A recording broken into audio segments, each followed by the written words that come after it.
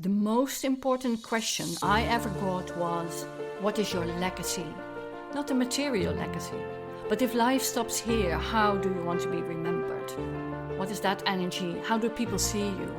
This podcast series is a result of that question, what is my legacy? A phoenix is burning itself on a funeral pyre and rising from the ashes with renewed youth to live through another cycle. This fertile ash is filled with phoenix frequencies of compassion, love, forgiveness, intuition, wisdom, generosity, resilience, creativity, an evolution and involution. I've been in the ashes. I give voice to my phoenix. I share how I pioneer with ease. That's a lifestyle, a choice. I'm Nienke van Bezooijen, and I welcome you to listen and invite you to rise.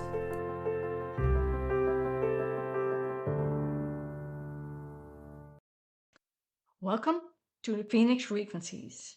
A new year has started. A couple of days ago. We wish the best for the new year, for each other, for the world, for ourselves.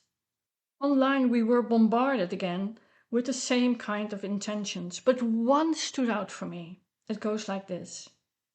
What if we stop with good intentions and start acting instead? Well, within the Heart Ambassadors group, we were invited to look what we create and how.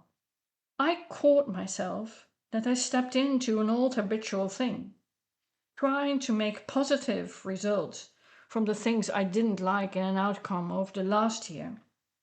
That's the pink elephant in the room effect.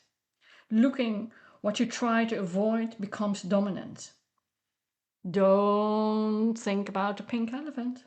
So I don't want to waste time by useless arguments. So what shows up?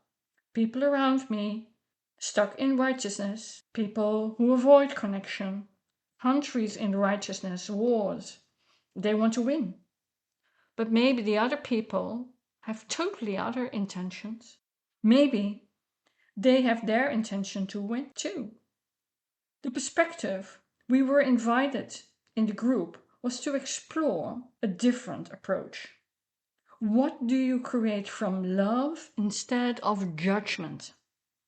Where do you judge? Self-judgment, judgment of others?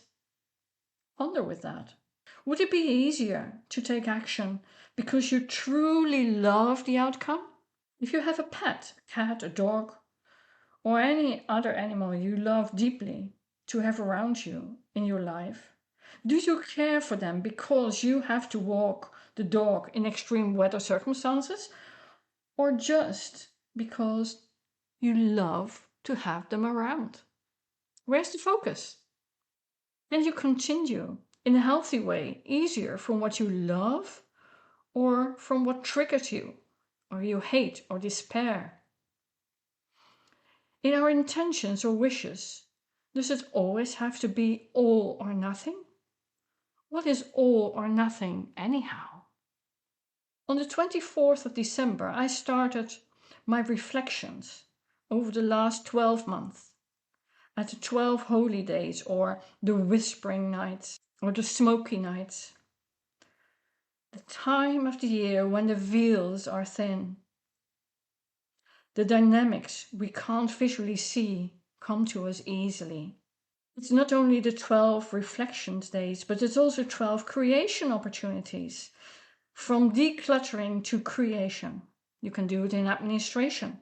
You can do it in clearing the stuff out of your house you dread to sort out for a long time.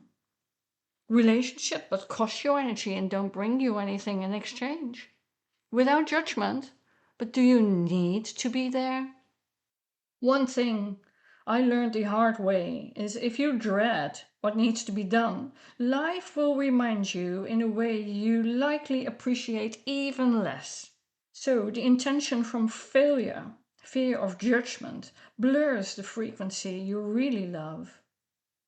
If you continue with an unhealthy lifestyle and you dread taking a real action, life will take sooner or later an action for you might not even like. Do you love your life so much you make a shift before that happens. It's even how you frame things. If you want to lose weight, that's based on what you see from the past. Just be mindful, if you lose weight, you might find it again.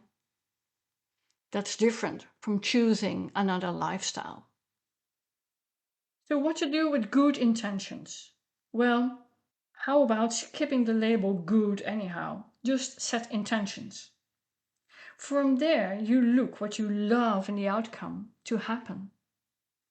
Is it what you want to get rid of or create something new?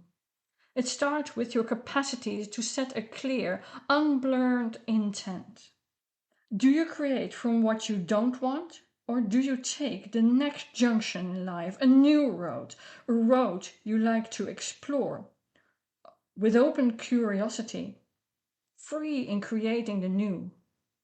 From that intent, you spark yourself, not temporarily, but anchored, because you enjoy the outcome so much. You love the outcome so much.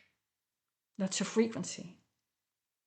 And I invite you to do so, but also beyond your personal environment.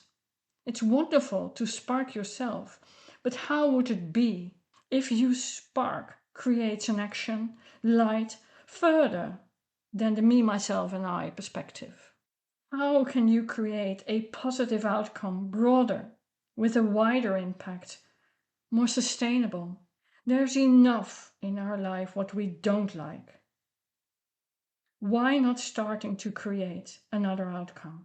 Phoenix, don't set only an intention, but do take the action too.